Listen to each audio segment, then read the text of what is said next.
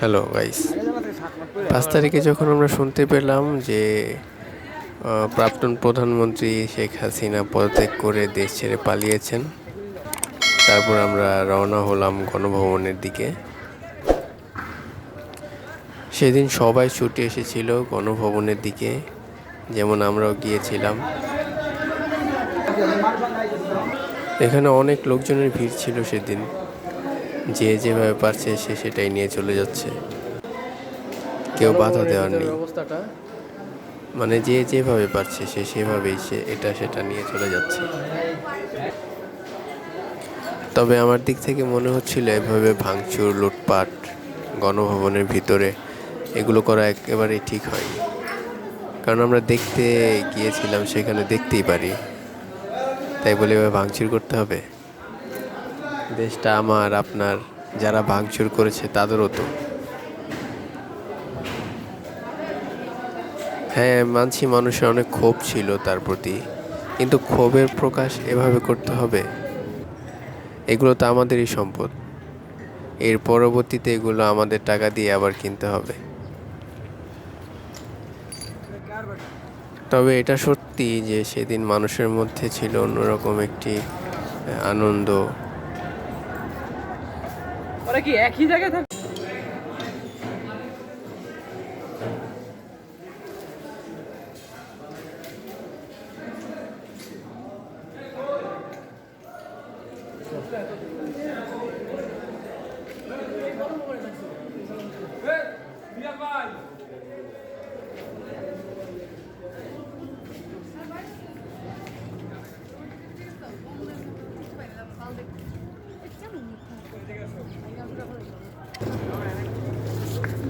গণভবনে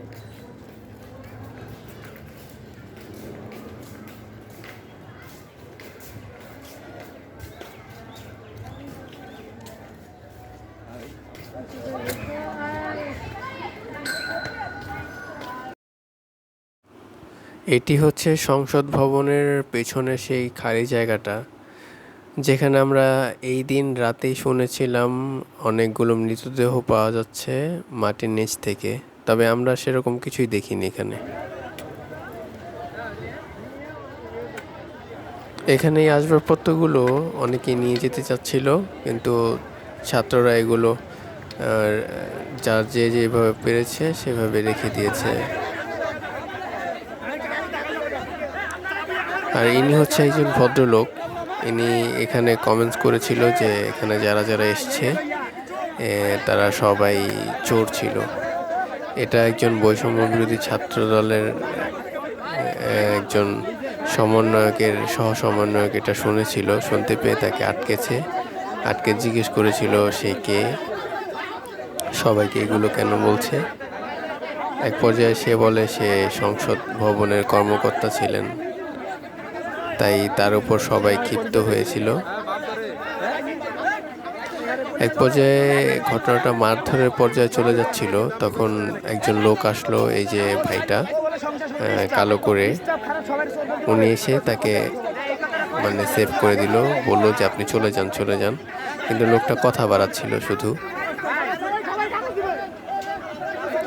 ধস্তাধস্তি হচ্ছিল প্রায়, তখনই তাকে একজন লোক বলছিল যে আপনার আইডি কার্ডটা দেখান।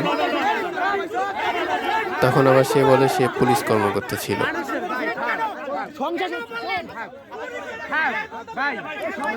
এরপর সে এক পর্যায়ে সবার কাছে সরি বলার পর তাকে যেতে দেওয়া হয়, সে চলে যাচ্ছিল। তারপর